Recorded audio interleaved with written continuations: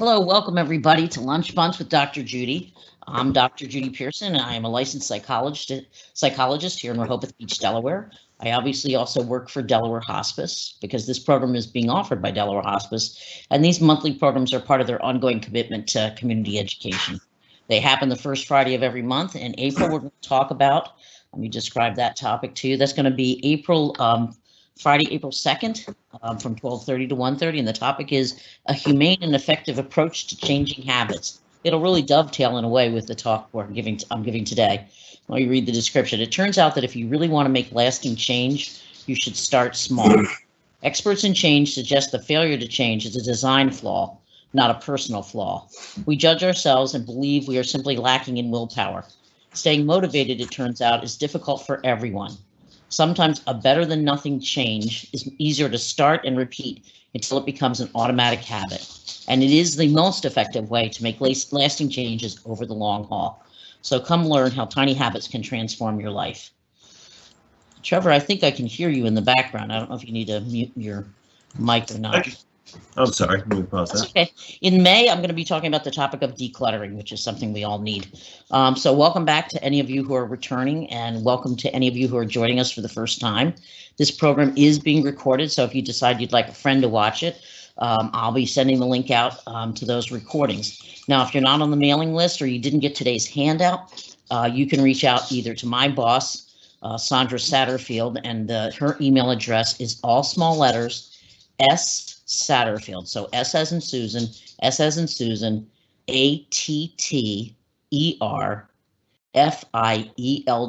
at Delaware Hospice, again, all small letters.org, or you can write to me, Judith Pierson, all small letters, JUDITHPIERSON at juno.com. And I think Terrence is going to try to find a way to post those addresses. So if you want to get on the mailing list for future talks, or you need to get the handout and you didn't get it from either myself or Sandra, drop either one of us a line and we'll make sure you get it.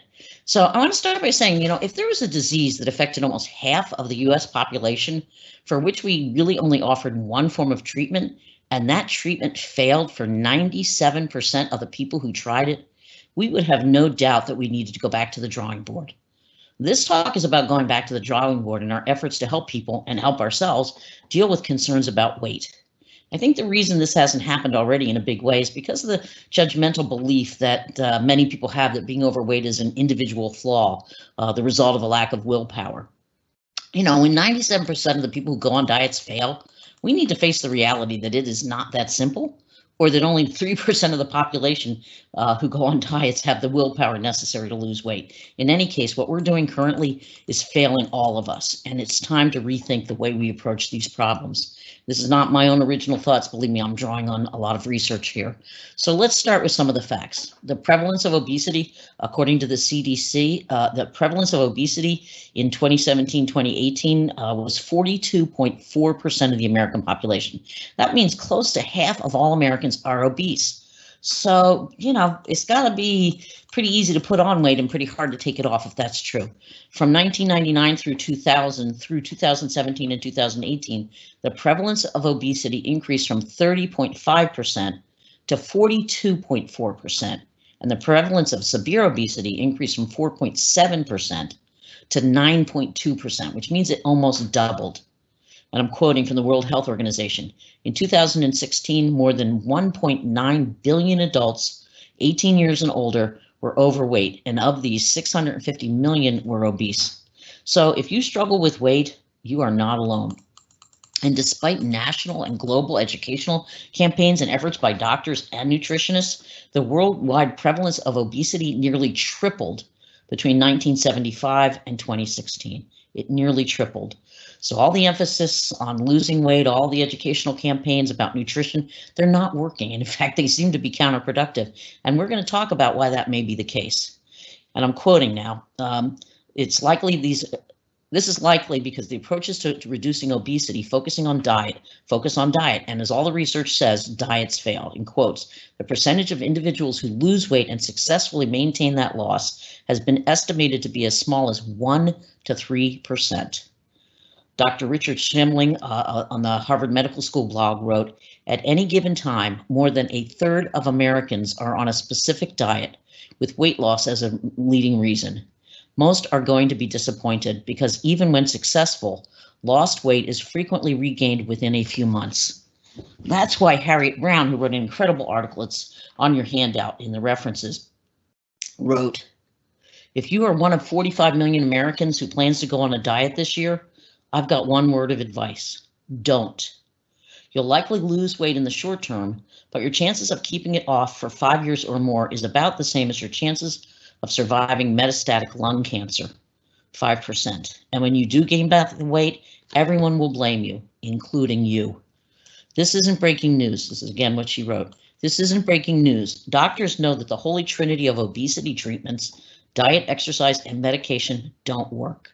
They know that yo-yo dieting, which is what most people end up engaged in, the yo-yo dieting itself is linked to heart disease, insulin resistance, higher blood pressure, inflammation, and ironically, long-term weight gain. Still, they push the same ineffective treatments, insisting they'll make you not just thinner, but healthier. In reality, she writes, 97% of dieters regain everything they lost and then some within 3 years. Obesity research fails to reflect this truth because it rarely follows people for more than 18 months. So if you see studies that suggest it's effective, it's because they're not following them long enough to really see how quickly they do regain the weight. So she writes, this makes most weight loss studies disingenuous at best and downright deceitful at worst. I think perhaps the only people truly benefiting from diets are those in the weight loss industry. According to Business Wire, the U.S. weight loss market is now worth a record $72 billion. You know, it's not difficult to understand why people regain their weight after successful weight loss when you understand what it really requires to keep weight off. And again, I'm reading from Harriet Brown's article. Deborah Sapp-Yarwood, a 50-something from Kansas City, Missouri, who's studying to be a hospital chaplain, is one of the 3%ers, the select few who have lost a chunk of weight and kept it off. She dropped 55 pounds 11 years ago and maintains her new weight with a diet and exercise routine most people would find unsustainable. She eats 1,800 calories a day, no more than 200 in carbs, and she has learned to put up with what she describes as intrusive thoughts and food preoccupations. She used to run for an hour a day, but after foot surgery, she switched to her current routine, a 50-minute exercise video performed at twice the speed of the instructor, while wearing ankle weights and a weighted vest that add between 25 and 30 pounds to her small frame. Maintaining weight is not a lifestyle, she says, it's a job. It's a job that requires not just time, self-discipline, and energy. It also takes up a lot of mental real estate. People who maintain weight loss over the long term typically make it a top priority in their life, which is not always possible or desirable. So think about that. That's what she's needed to do in order to sustain her weight loss. And it takes up a great deal of her time, and it takes up a great deal of her mental space because she obsesses about food and thinks about food all the time. And so, you know, you have to really wonder if that's what's most important in your life when there are other priorities that may be important. But again, important to keep in mind why it's so hard to maintain weight loss. Two things that contribute to weight issues and unsuccessful attempts to lose weight are fat shaming and weight stigma. That's what I'm going to talk a little bit about today. So let me define it. Fat shaming involves criticizing and harassing overweight people about their weight or eating habits to make them feel ashamed of themselves. The belief is that this may motivate people to eat less, exercise more, and lose weight. Weight stigma or weight bias is defined as negative attitudes, beliefs, judgments, and stereotypes, and discriminatory acts aimed at people because of their weight.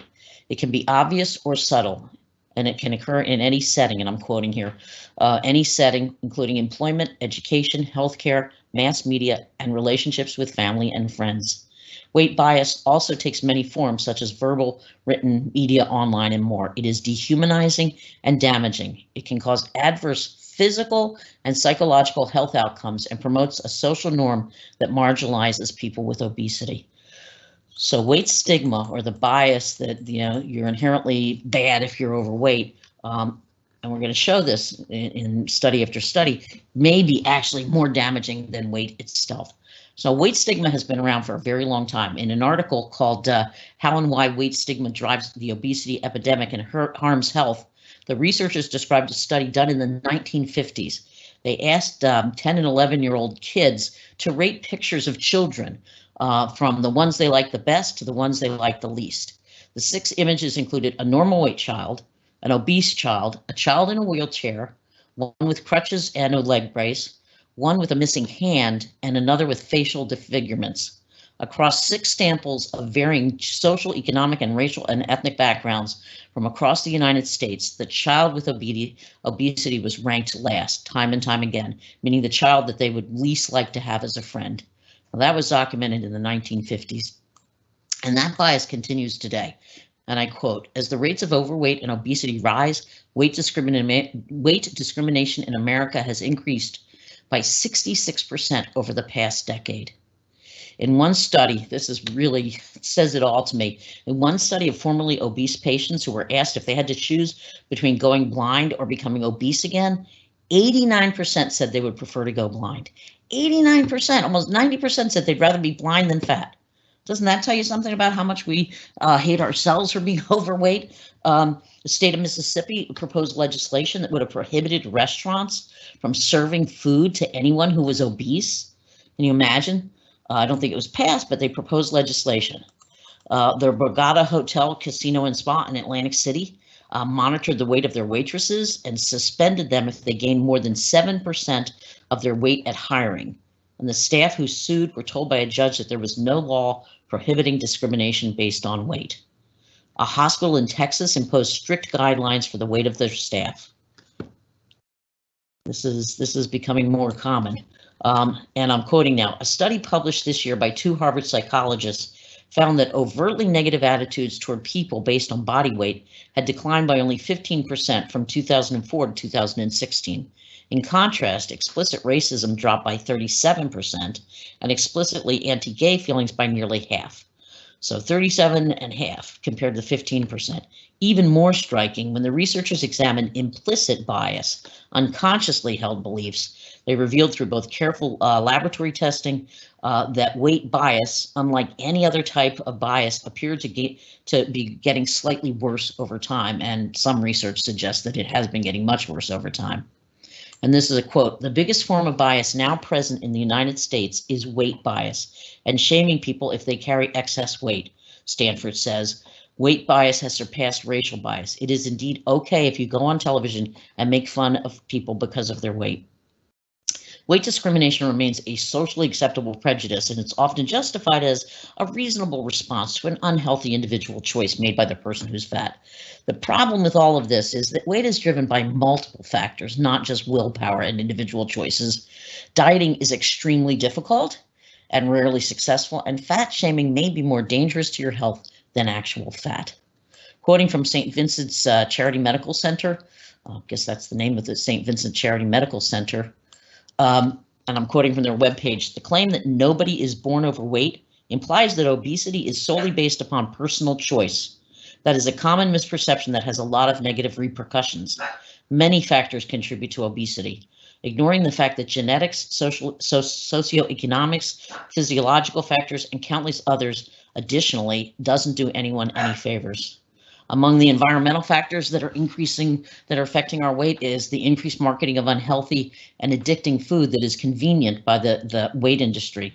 I was just talking to one of my neighbors about this, and he said they did an experiment where they gave mice cocaine or sugar, and they found that sugar was 7 times more addicting than the cocaine. That the mice would pick sugar over and over and over again rather than cocaine. So if that doesn't tell you something. So I'm quoting now from an article called "Did the Food Environment Cause the Obesity Epidemic?" Kevin Hall wrote, "Rather, obesity problems resulted from changes in caloric quantity and the quality of the food supply in concert with an industrialized food system that produced and marketed convenient, highly processed foods from cheap agricultural inputs." So what he's saying is part of the reason we're having a rise in obesity has everything to do with the kind of food that the food industry has been marketing to people. He goes on to say such foods often contain high amounts of salt, sugar, fat, and flavor additives and are engineered to have supernormal appetitive, meaning appetite-inducing properties, driving increased consumption. Ubiquitous, which means kind of ever-present access to convenient and inexpensive food, also changed normative eating behavior, with more people snacking, eating in restaurants, and spending less time preparing meals at home. Furthermore, a confluence of multiple interrelated environmental changes apart from the food environment, such as decreased occupational physical activity, so less activity on your job, likely played important moderating roles in the development of the obesity epidemic. It seems clear, they write, that the food environment is likely the primary driver of the obesity epidemic. So it is not really just always an issue of individual willpower, that it has a lot to do with the kinds of food that we've been pushing on people and that we've all been exposed to and been eating since we were kids. You know, understanding the complex nature of weight is absolutely essential to understanding how we're really going to best address the concerns we have about our health. On top of that, there's a ton of significant research that shows body shaming is more hurtful than helpful, and it is making people sicker and healthier. Body shaming, making people feel bad and doing it to ourselves because we internalize it, that itself may be more dangerous than weight itself. And I'm reading from an article. Curte described weight stigma as a toxic exposure like air pollution. The more you breathe it in, the more it puts your physical and emotional health at risk, from depression to hormonal changes that lead to long-term physical damage. It can come from a nasty comment on the street, a blunt physician, or a family member practicing tough love. And there's mounting evidence showing that it's not just cruel, it's counterproductive. So let's talk about that. Shaming people and stigma around weight does not motivate people. In fact, it undermines their efforts to get healthy, and there's tons of research that shows that. Most public education campaigns, medical interventions, and public attitudes toward obesity share the assumption that obesity is the result of personal choice alone and shows a lack of discipline and willpower. This perspective seems to be at the root of people feeling it's okay to mistreat and judge people who are heavy. And I'm quoting again, experimental research additionally shows that providing individuals with information emphasizing personal responsibility for obesity increases those negative stereotypes toward obese people. Whereas information that highlights the complex etiology, meaning the complex causes of obesity, such as biological and genetic contributions, improves attitudes and reduces stereotypes. So it really is true that the more we put out the message that people are fat because they're just making bad choices and they lack willpower, the more we're actually, encouraging weight stigma and fat shaming. The message that being overweight is an individual failing also doesn't match up to the science. It gives rise to hurtful stereotypes and biases and makes the 97% of dieters who fail feel like failures. And more importantly, it doesn't generally help those who are overweight. And I'm reading now from another article. I quote, "The current societal message is that both the cause and the solution for obesity resides within the individual. Thus, the pervasiveness of the personal responsibility message plays a key role in stigmatization and serves to justify stigma as an acceptable societal response. However, this prevailing message does not accurately reflect the science. Many significant contributors to obesity are beyond the control of individuals. In addition, the important role of genetics and biological factors, regulating body weight, and multiple social and economic influences have significantly altered the environment to promote and reinforce obesity." And again, this is a quote. If shame or education were effective motivators and willpower alone allowed people to lose weight and keep it off, wouldn't we be a nation of thin people? Because I don't know how you can not know at this point what foods are good for you and which ones are. When 97% of 45 million people typically fail on diets, can we really just keep attributing it to willpower? If that's the case, then willpower is something that's not easy to tap because only 3% of the population seems to be able to do that. So at the very least, we can conclude that shaming people and blaming them for their weight is not helpful. And it's not based on the research. It's probably more complicated than just that. There's now a number of studies that show that those who've internalized this stigma are at an increased health risk that is not explained by their body size alone. So what I'm saying is, and what the research is saying is, when people hate themselves about their weight, that's more damaging to their health in some ways than the weight itself. And by weight bias internalization, we mean people who sort of apply negative weight stereotypes to themselves, such as believing they're lazy or unattractive or devaluing themselves because of their weight. In a study of primarily African-American women participants, Participants underwent a series of medical exams to determine if they suffered from metabolic syndrome. So they looked at a sample of African American women to see how many of them had metabolic syndrome. And metabolic syndrome is a combination of risk factors such as high blood pressure, high triglycerides, and a larger waist circumference. The syndrome is associated with heart disease, type 2 diabetes, and other weight-related problems. So they were trying to figure out, who among this population of African Americans had this this metabolic syndrome that increased the likelihood that they would develop these other disease. What they found was that those who were high in their internalization of weight stigma were 3 times more likely to have metabolic syndrome and 6 times more likely to have high triglycerides as though those with a low internalization of weight bias. So what they're saying is the people that hated themselves for being fat were 3 times more likely to have this metabolic syndrome, and they were 6 times more likely to have high triglycerides than those who were probably the same weight, because everyone in the study was overweight. It's the same people who were as overweight as they were, but who did not have that negative belief about their weight. So all subjects were really overweight, but what was really critical but those who were really critical of their weight were much more likely to have health problems. And that comes out of something called the Perlman School of Medicine. And again, you can find the reference in your handout. So what the authors of those studies went on to suggest, and now I'm quoting, healthcare providers, the media, and the general public should be aware that blaming and shaming patients with obesity is not an effective tool for promoting weight loss, and it may in fact contribute to poor health prejudicial messages, says co-author Tom Wadden of the study, professor of psychology and psychiatry and director of the Penn Center's Center for Weight and Eating Disorders. He goes on to say, move sometimes a little too fast for my own good. He goes on to say,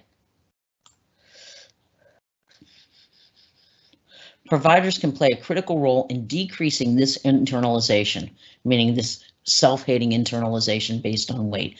Providers can play a critical role in decreasing this internalization by treating patients with respect, discussing weight with sensitivity and without judgment, and giving support and encouragement to patients who struggle with weight management.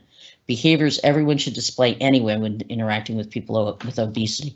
But he's saying because those who internalize that stigma and hate themselves more are actually the ones who are more at risk of getting sick, we need to really think about not, causing people to internalize that level of self-hatred. Another study that examined the impact of internalized kind of anti-fat attitudes and experiences with weight looked at the impact of that on exercise. They did an extensive study. They concluded individuals high in anti-fat attitudes and high internalization of societal attitudes of attractiveness were more motivated to avoid exercise if they experienced a high degree of weight stigma. These findings suggest, they say, weight stigma can negatively influence motivation to exercise, particularly among individuals who have internalized societal attitudes about weight. So shaming people about their weight actually led to a decreased likelihood that they would engage in exercise. So again, here's another way in which those who had a high anti-fat attitude toward themselves were actually less likely to engage in behaviors that could help them because of the shame that they were carrying around. Researchers Pohl and Hewler reviewed multiple studies that documented that overweight children who are subjected to teasing about their weight are more likely to engage in binge eating and other unhealthy weight control behaviors compared to other heavy kids who aren't teased. So kids that are teased, meaning they start to then not like themselves very much, were actually more apt to engage in binge eating and other kind of unhealthy eating habits than kids who weren't teased. So again, it tells you that the prejudice that people internalize and turn on themselves that lead to them hating themselves for being overweight are in fact more dangerous than sometimes the weight. Teasing continued to impact these children even 5 years later. Furthermore, and I'm quoting, other research has consistently documented a positive association between weight loss victimization and eating disorder symptoms and bulimia. Weight-based victimization among overweight youth has been linked to lower levels of physical activity, negative attitudes about sports, and lower participation in physical activity among overweight students. So it wasn't just that they were overweight, it was the kids that were overweight and hated themselves for being overweight who were less motivated to exercise. So again, not helpful to shame people or tease people about their weight. The connection between weight-based stigmatization and problematic eating, such as binge eating, is also very common in adulthood.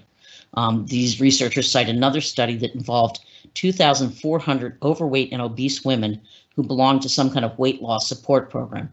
79% said they coped with weight stigma on a number of occasions by eating more food, and 75% said they coped by refusing to diet.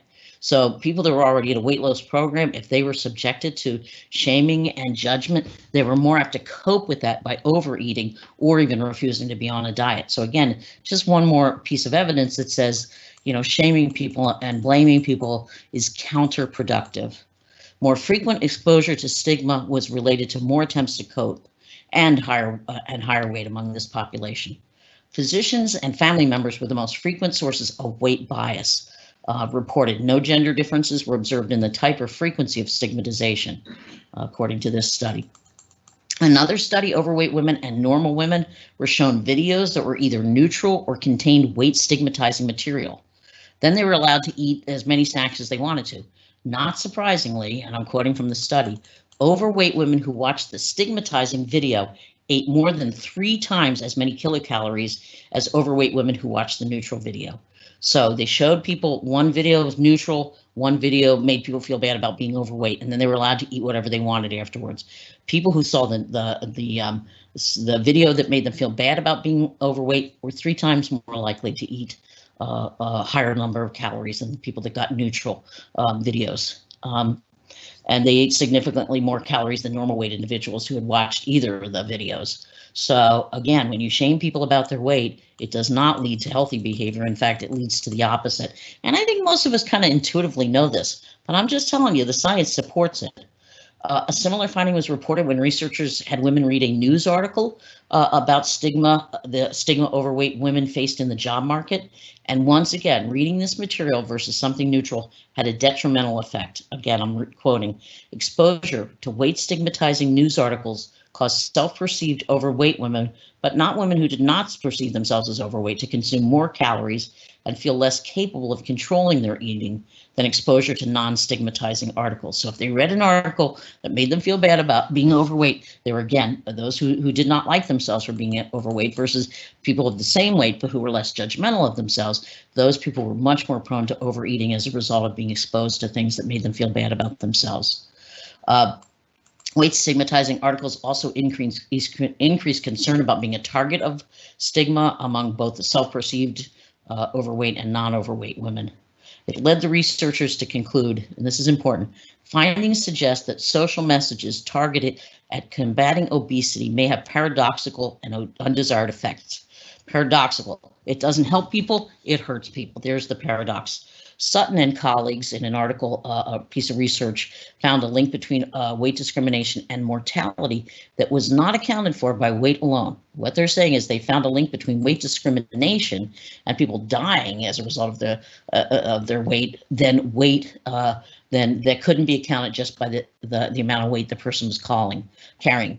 They wrote, the present findings indicate the harmful effects of unfair treatment because of body weight is not limited to psychological distress and morbidity, which is illness, but extends to the risk of mortality or death.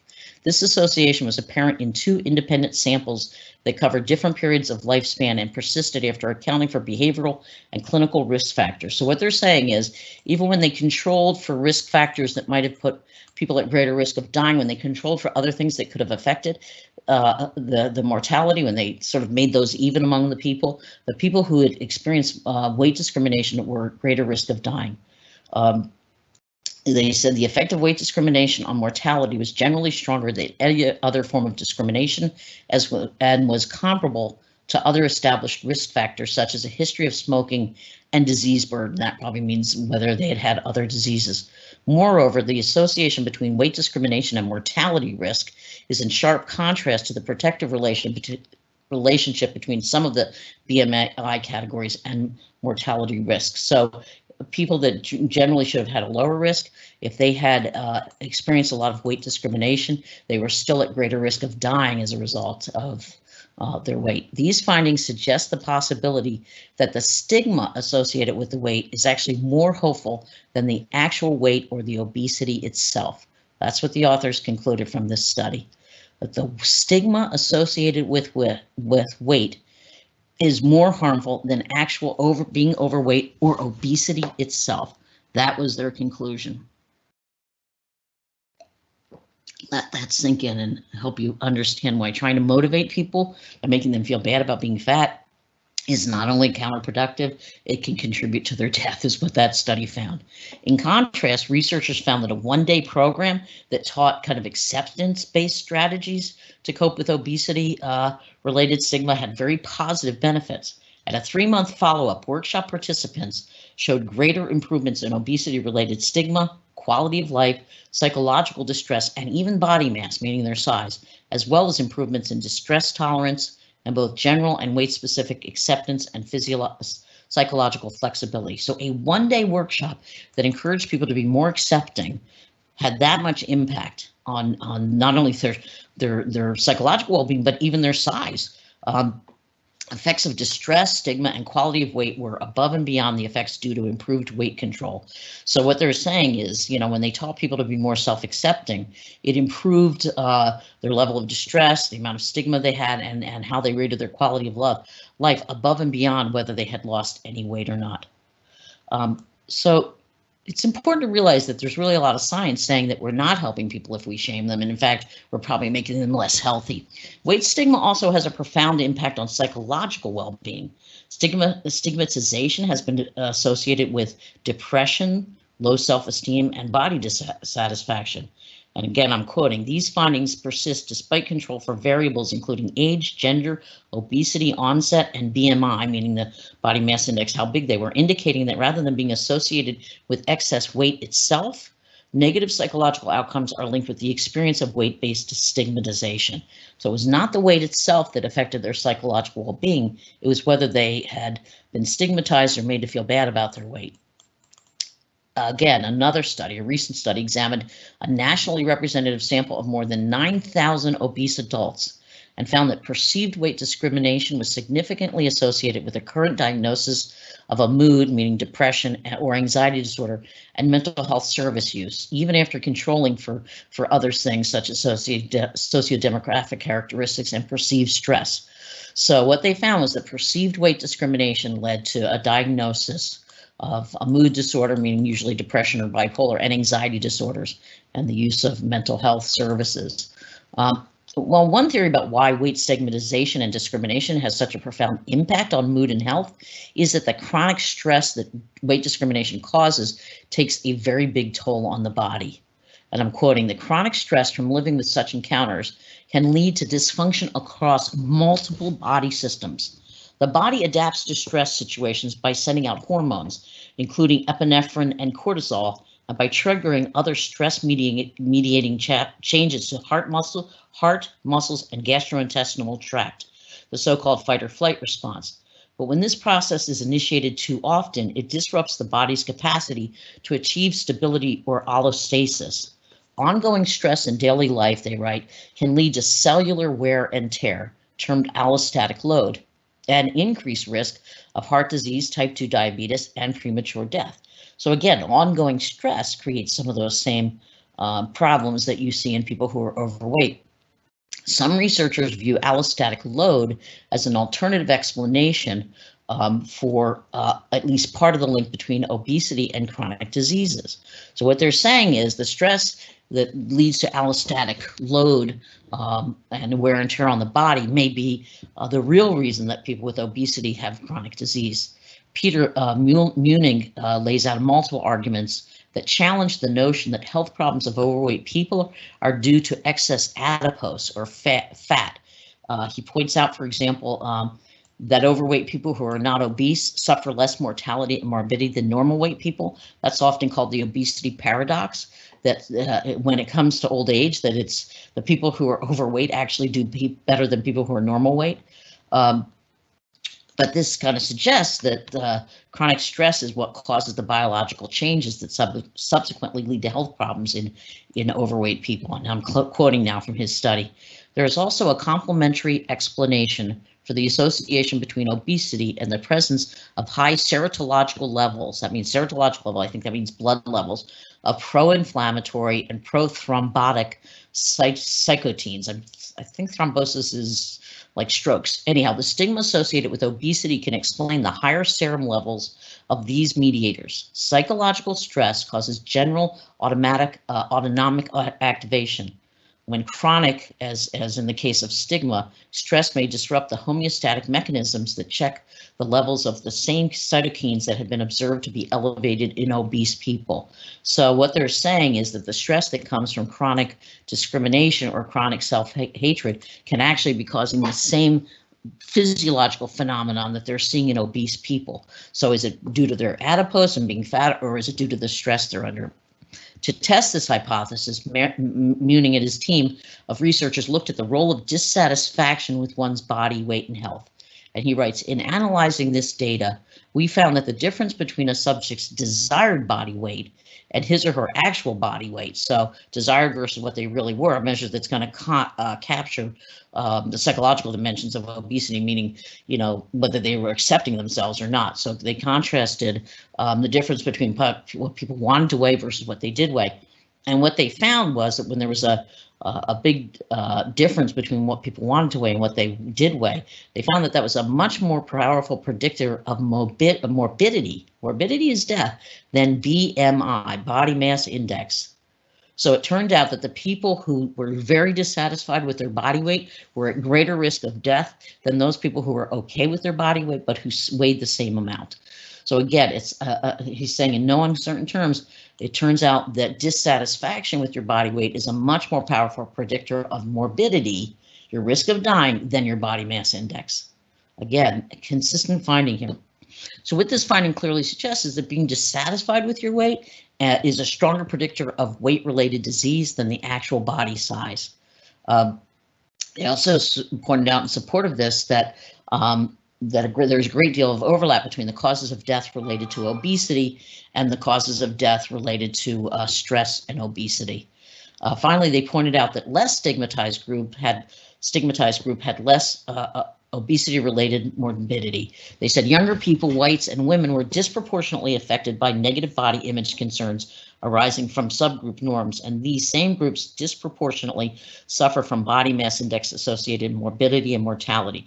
So they were saying that people who fell into a particular group for whom it was really much less acceptable to be overweight, and they were saying that was whites, females, and younger people, so they were more apt to be dissatisfied with their weight if they were overweight.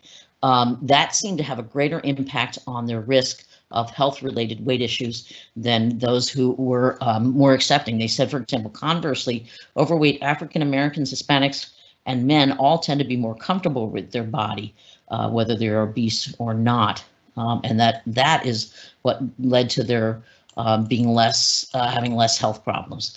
They write, perceived chronic discrimination is associated with excess body fat in a variety of other groups. Hunt and Williams found that perceived chronic discrimination was related to being fat. So it was discrimination that was related to being fat, not necessarily fat being related to discrimination. They said Irish, Jewish, Polish, and Italian whites who perceived chronic discrimination were 2 to 6 times more likely to have a high-risk weight circumference than white individuals of the same ethnic descent who did not perceive chronic discrimination. So they're basically saying that people in those groups, Irish, Jewish, Polish, and Italians, who were most dissatisfied with their weight were the ones who are most likely to develop a problem with weight. Other research found that individuals who internalize stigma may be especially vulnerable to abdominal obesity and glucose intolerance. Finally, a long-term longitudinal study that followed children into adulthood found that children who considered themselves just about right despite being overweight were less apt to become depressed and less likely to engage in disordered weight control behaviors. So the kids that were overweight, just like the other kids in the study, but somehow thought they were just about right, actually were less apt to become depressed, and they were less likely to engage in disordered eating. Even as they moved into adulthood, these self-affirming teens gained less weight. They gained less weight because they were more self-accepting, even as they moved into adulthood. Now I'm quoting Tracy Richmond, who runs an obesity intervention program at Boston Children's Hospital, decided after reviewing all this research to try a different approach. And now I'm quoting from this article. We stopped talking to kids about pounds and BMI categories, and instead we've been focusing on promoting positive body image and satisfaction at any size. Body positivity may lead to less weight gain, Richmond says, because kids eat less when they're psychologically healthy, either because they don't feel the need to eat for comfort or because they're less likely to get caught in a destructive cycle of unsustainable dieting followed by overeating. So they found that working with kids to be more self-accepting was more likely to increase the likelihood that even as they moved into adulthood, they would gain less weight than the kids who actually felt really bad about themselves and got caught up in yo-yo dieting. So across the board, even in kids, it's shown that when you make them feel bad about their weight, it's counterproductive. Shaming and stigma can also lead to people being less willing to get medical care. So it results in poor care for those who are overweight, which is another way in which then weight discrimination is causing health problems because people aren't getting the help they need when they should get it. According to Sarah Kirk, and I'm quoting now a study, according to Sarah Kirk, a professor of health promotion at Dalhousie University and the scientific director of the Healthy Populations Institute, tackling weight bias must start in healthcare. Judgmental responses of disgust, anger, or blame from health professionals jeopardize care and discourage many patients from seeking help with weight issues. Those who are overweight are more reluctant to seek medical care because they fear being judged, and this can lead to a neglect of medical issues and put them at even greater risk of illness. For example, more than one study has documented that obese people are less likely to get cancer screenings. In a study of gynecological cancer screenings, researchers found that obese women delayed getting cancer screenings because of concerns about their weight and how they would be treated. And these delays increased as women's body size increased. And now I'm quoting, women report that barriers related to weight contribute to delay of healthcare. These barriers include disrespectful treatment, embarrassment at being weighed, negative attitudes of providers, meaning doctors, unsolicited advice to lose weight, and medical equipment that was too small to be functional. The percentage of women who reported these barriers increased as their body mass index increased. Women who delay were significantly less likely to have timely pelvic exams, Pap tests, and mammograms than a comparison group, even though they reported that they were moderately or very concerned about cancer symptoms. So even people that were really concerned about cancer symptoms delayed getting cancer screenings because they did not want to be subjected to having to be weighed in, having doctors tell them to go on diets, being shamed about their weight. So the women who delayed care were also more likely to have been on weight loss. This is interesting. The women who delayed care were also more likely to have been on weight loss programs 5 or more times. So the women who are most likely to actually delay care were actually people who had tried to diet at least 5 times or more, and then obviously felt like failures. And they were the ones who were most likely to not want to go to the doctor. And that says a lot. And I'm quoting now, the biggest assumption physicians and others make is that I'm not very bright because smart people would not choose to be fat, says Rachel Wax, 30 of Boston, a recent graduate in epidemiology from Boston University School of Public Health. Wax has obesity and several medical conditions, including Hashimoto's thyroiditis, that contribute to weight gain and make weight loss difficult. I've also had physicians tell me that I shouldn't worry about my thyroid because I'm going to die from being so fat.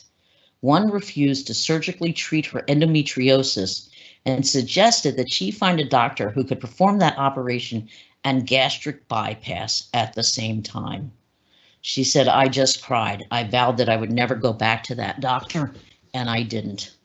An accumulation of research found that healthcare settings are a significant source of weight stigma, which undermines obese patients' opportunities then to receive effective medical care. Both self-report and experimental research has demonstrated that negative stereotypes and attitudes toward obese patients by a range of healthcare providers and fitness professionals, including the views that obese patients are lazy, lacking in self-discipline, dishonest, unintelligent, annoying, and non-compliant with treatment. That's the kind of things people felt the doctors believed about them. There's also research indicating that providers spend less time in appointments and provide less health education to obese patients compared with thinner patients. In response, obese individuals frequently report experiences of weight bias in healthcare. So they actually experimented with this and found that physicians generally spent less time with their patients that were overweight. So the feeling that they're not getting the best care possible seems to be borne out. And if you think things are changing, will be better with the next generation of doctors, think again. And now I'm quoting.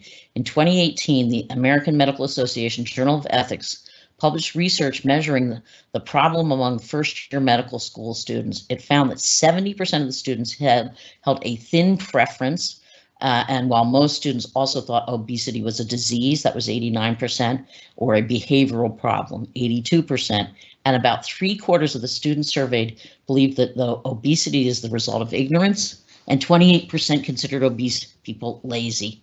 So there's still a whole lot of prejudicial attitudes among our new medical students. So this is just another way in which weight stigma can jeopardize health as much as weight itself.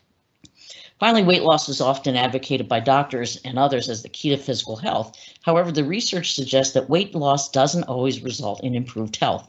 In a large study of 14 different types of diets, including Atkins, Jenny Craig, Weight Watchers, the Mediterranean diet involving 21,942 subjects, the researchers found that none of those diets created lasting health benefits. And I'm quoting from the study. Overall, weight loss diminished at 12 months among all macronutrient patterns and popular name diets, while the benefits from cardiovascular risk factors of all interventions, except for the Mediterranean diet, essentially disappeared. So the health benefits that were supposedly going to come from them being on this diet did not happen. The one exception is the Mediterranean diet was associated with a reduction in the LDL, which is the bad cholesterol, even at the 1-year mark. Harriet Brown, I've quoted her before, wrote an article entitled "The Weight of Evidence." It's time to stop telling fat people to become thin. She challenges the assumption that weight loss is synonymous with health. She writes, higher body mass index has been linked to higher risk of developing type 2 diabetes, heart disease, and certain cancers, especially esophageal, pancreatic, and breast cancers. But weight loss is not necessarily linked to lower levels of the disease. The only study to follow subjects for more than 5 years, which was the 2013 Look Ahead study, found that people with type 2 diabetes who lost weight had just as many heart attacks, strokes, and deaths as those who did not lose weight. She also reports that since 2002, one study after another has found something called the obesity paradox, which I've mentioned. Obese patients with heart disease, heart failure, diabetes, kidney failure, pneumonia, and many other chronic diseases fared better and lived longer than those of normal weight people. That's the obesity paradox. Toward the end of life, they have found that obese patients who have all those diseases I just mentioned are more likely to live longer than those of normal weight people with those same diseases. I'm so aware that we're not going to have enough time to begin to address all this. Tamiana and other colleagues and his colleagues reviewed numerous studies of long-term effects of dieting, and they concluded across all studies there were minimal improvements in health outcomes and none were correlated with weight change. They also assert, we believe the ultimate goal of diets is to improve people's long-term health rather than reduce their weight. Our review of randomized controlled trials of the effect of dieting on health finds very little evidence of success in achieving this goal. If diets, they say, do not lead to long-term weight loss or even long-term health benefits, it is difficult to justify encouraging individuals to endure them. So time and again, research is showing that shaming people around their weight is counterproductive. Shame, it would appear, may be at least and maybe even more likely detrimental to health than one's actual weight. So there are healthier ways. So what we're doing is not working. Sorry that we're going to run out of time here. I'll try to get in as much as I can, and hopefully you have the handout and you can read more about it. There are healthier ways to address weight concerns, but first we have to really find a way to get people to accept that the traditional approaches of shaming people and insisting they go on diets is not working, and it might actually not only not work, it might hurt people. So we really need to go back to the drawing board, and thank God there are people that are looking at this now. Across the board, the number one thing I want you to take away from this presentation today is that whatever you do, you have to start with self-acceptance. Based on the research documenting the negative impact of internalized weight stigma, it seems clear that the key to any effort to have a healthy mind and body has to start with self-acceptance. Remember, a one-day study, a one-day program that taught people acceptance-based strategies for coping with weight stigma led to improvements in their body mass, meaning even their size, their quality of life, and their psychological distress. And they reduced the amount of distress they were feeling just by teaching people to have more acceptance of who they are. A positive body image, this is a quote, is the key to building a healthy lifestyle no matter what a person weighs. So learning to be more accepting of yourself is critical. Now, obviously, that's a process. It's pretty hard in this culture to be more accepting of yourself. But you can start today. Judith Mance, who wrote a great book, it's in your handout, The Diet Survivor's Handbook, suggests get rid of clothes that are too small for you and keep only those that fit comfortably and that you like. She says, instead of letting the scale determine whether it's going to be a good day or not, put the scale away for now. Don't put off any activity until you lose weight either, she says. You deserve to live fully in the world in the body that you have right now.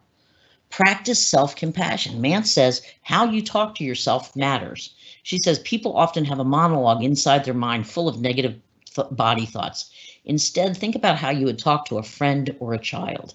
So notice that inner dialogue where you're beating yourself up. One approach to seeking better health while being self-accepting is something called the health at every size model. You can Google it, and I've put on your handout links to their web pages. But the health at every size paradigm offers some very basic components. Respect, which means respecting body diversity and honoring differences in size, age, race, ethnicity, gender, disability, or sexual orientation, and other human attributes. Critical awareness, which means challenging cultural assumptions that make you feel bad about being fat, and valuing body knowledge, learning to really listen to your own body and your own experiences.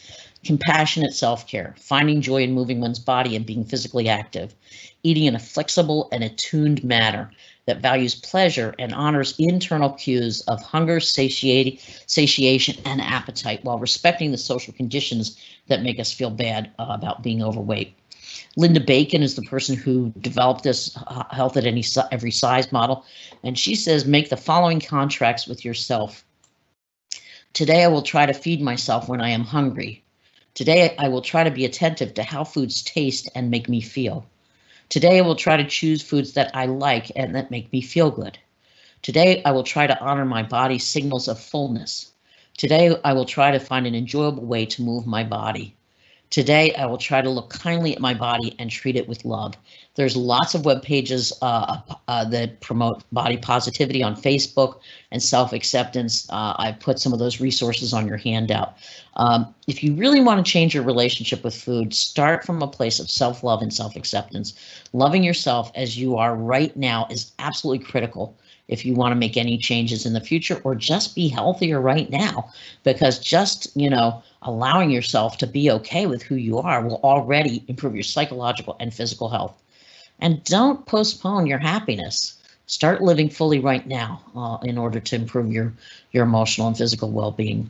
I'm going to skip over a little bit. If you do want to make changes, start small. I have a little section on that, and that's my whole topic next month is, motivation is very hard to rely on consistently. So Stephen Guys, who wrote a book called Mini Habits, says start stupidly small so that you don't have a lot of resistance to making that change. And so if you make little changes over time, they begin to lay down more neural pathways that lead to habits that are more long-lasting and bigger. But start small. Examine the reasons you overeat. We overeat for a host of reasons, not because we just lack willpower. Maya Slavovitz wrote in an article, and I love the title, "If we don't focus on why people overeat, we will never solve obesity." And she said the suggestion should not, and her suggestion that we should, that we need to focus on why people eat should not seem radical. But few physicians and weight loss public health campaigns really address the emotional reasons that we eat. Or they seem to assume that sufficient willpower will help you overcome these issues which drive problematic eating. And we know that those are very strong issues, and they're not easily gotten over with willpower.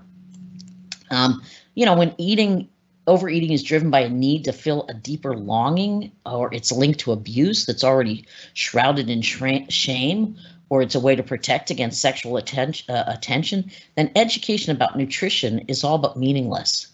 You know, part of the reason people don't lose weight is not because we don't know how to, or we don't know what's good to eat. It's because weight and eating are much more related to deeper needs. The adverse childhood experiences study that's called the ACE experience, this ACE study, found a direct link between early childhood adversity and obesity, as well as other health problems. This was a study that was conducted by the CDC and Kaiser Permanente, and it was conducted between 95 and 97, and it involved 17,000 members of the Kaiser Health Maintenance Organization from Southern California.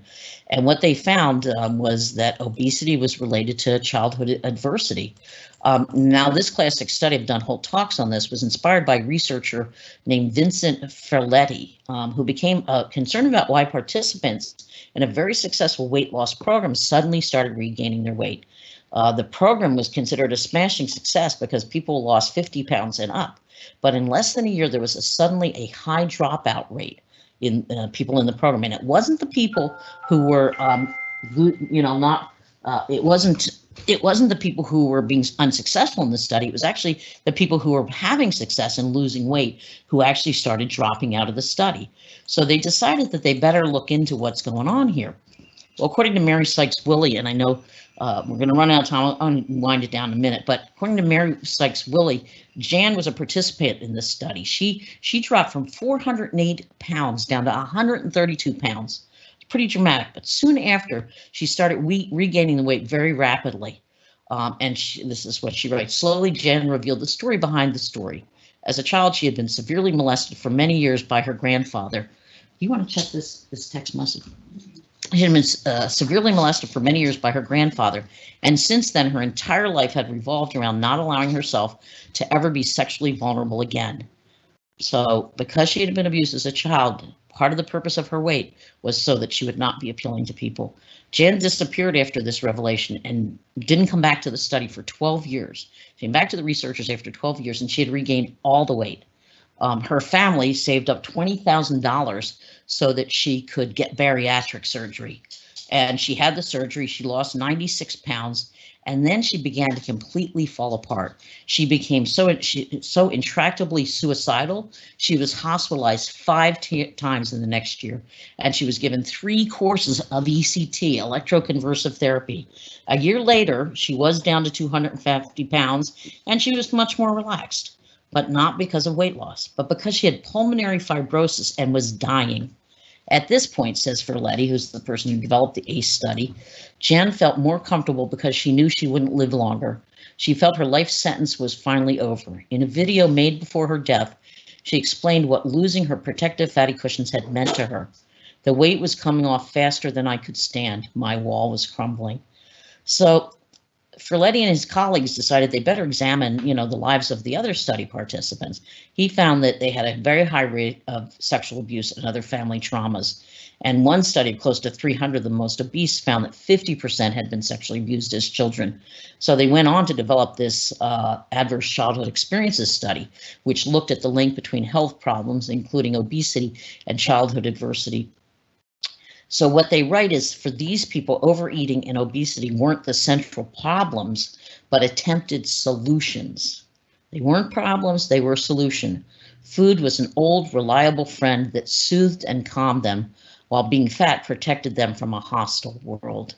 So efforts to foster weight loss that fail to examine how food has been used for protective or soothing purposes is not going to be successful. The link between childhood abuse and obesity is found in many, many other studies. I'm not going to look at all that. And again, I'm going to read someone who wrote about the ACE study said, while certainly not all people with obesity have trauma histories, it is likely many do.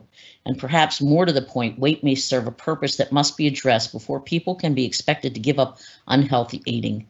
Many of the study participants described overeating as having benefits, like comfort and protection from sexual abuse. Seeing binging as irrational and driven merely by addiction has obscured these problems. Indeed, this is part of why our national narrative about sugar is too simple. whether it comes from Michelle Obama or from a billionaire like the former New York City mayor. Sweets are among the few pleasures that almost anyone can afford, and suggests that sugar may directly relieve stress, though there are certainly healthier methods to do it. So again, you may or may not have had a history of abuse, but even if you didn't, many of us turn to food for comforting or emotional numbing.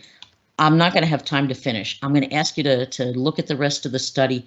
And the point I'm trying to make here is that we really have to understand why we are overeating, if we want to change it. And there are much deeper roots than just a lack of willpower. Also, stress creates a desire to overeat. We've all been stuck at home in the pandemic. Our stress levels are through the roof. Efforts to eat health in any kind of healthy way are going to be more successful if they are based in self-compassion and an understanding of the deeper needs and issues driving eating. There was a group that was called Feeding Ourselves. It came from a book called When Women Stop Hating Their Bodies, and the basic premise of it was that when we truly learn to know what we're really hungry for, and that means really knowing our needs well, we will often discover that there are times when we're eating when we really just need a hug or we need a mental stimulation. And so the trick really is to really know what really you're hungry for and to find ways to meet those needs. And also to know your body well enough, because so many of us have been on diets and screwed up our ability to really listen to our bodies. So really know your bodies well enough to know when you're full and to try to stop that. And if you can't, understand why. There's a couple of great books on your handout called 50 Ways to Soothe Yourself Without Food and 50 More Ways to Soothe Yourself Without Food. There is something called intuitive eating, which is kind of what I just described to you. Please look at that more. That is about not hating yourself, but loving yourself and giving yourself more of what you need in life, and listening to your body and seeing it not as the enemy, but as a source of information. Also, it is important to find pleasurable ways to move your body. And I'm just quickly quoting, just as controlling what you eat just to lose weight takes the fun out of eating, exercising out of obligation is a massive drag. So find an exercise that you feel that makes you feel good. Take your dog for a walk, ride your bike somewhere new, or go out dancing. Find ways to move your body that feel good. And again, there's a lot of stuff out there on body positive exercise programs. There was a great group that it's on your handout called the Fat Kid Dance Party. That is an exercise program for people who are overweight. I'm going to end with a few quotes. Carolyn Hacks, who does an advice column in the Washington Post, said, "Walk away from a fat shamer. It's the best kind of exercise." And I said to my body softly, "I want to be your friend." It took a long breath and replied, "I have been waiting for this my whole life." And finally, I'll just read this last one. You can't hate yourself happy. You can't criticize yourself thin. You can't shame yourself worthy. Real change begins with self-love and self-care. Obviously, there's a lot more we could talk about in this time. So I'm going to stop there. If you don't have the handout, yes, there's somebody on your screen telling you my email address and Sandra's. Please write to me. It's loaded with resources and all the references for the studies I've mentioned. I'm probably, as always, have hit you with a lot of information. I don't think we have time to take questions. Terrence, do you know if any questions came in while I was talking? Yeah, we've got one question. Okay, let's hear it. Let's see here. Here's the entire message. One doesn't see enough people who are overweight in the media, so it seems more out of the norm and maybe part of the fat shaming. Yes. It would be better to see more people who are overweight, as that could get less shaming? Question mark. Yeah, I think you're seeing like one of I think Dove and a few of other companies have started media campaigns that do show people of different weights. And I think that's very helpful. I mean, when 42% of Americans are obese, but everything you see on television are skinny people, except maybe the one fat person they make fun of, then you would really begin to think you're the only one, which definitely increases your sense of personal failing and stigma. So absolutely more, a more representative sample of the world in our media would be extremely helpful. So it's a good question. It's a good point. Then we have another comment just saying that they would love to attend another session on this topic at some point to continue and elaborate. Well, you know what? As I was researching this one, I realized it was one that would probably be good for a three-hour workshop, which we have done in the past when we found a topic was really popular. Like I think the ACE study, that Adverse Childhood Experiences study, I did a talk on that, and then I think we did a 3-hour version of it. I don't know what it's like to do a 3-hour virtual version. I have to think about that, but maybe the day is coming when we can also meet in person. But if not, I'll definitely take that suggestion. And I know as I was reading more of this and trying to get through it all now, I was thinking, this really would be a good topic for a more extended workshop, and maybe one where it would be easier for everybody to sort of interact with me and each other. So I want to thank everybody for coming. I hope this gives you pause for thought, and I hope at the very least you walk away from this knowing that you really need to love and accept yourself and live your life as if you're worthy of a happy life right now, even if you want to change some things, because that is the first step in change. And even if you don't make radical changes, and I'm not suggesting you do, I think small changes are more effective. Even if you don't, just by loving yourself and being more accepting, your health, physical and mental, will improve. So again, thank you for coming. You've got my email address. If you want to write to me, feel free to do so. And I will see you next month when we will talk about how to make small changes, which really does dovetail with some of the stuff we've been talking about today. So again, thank you all for coming.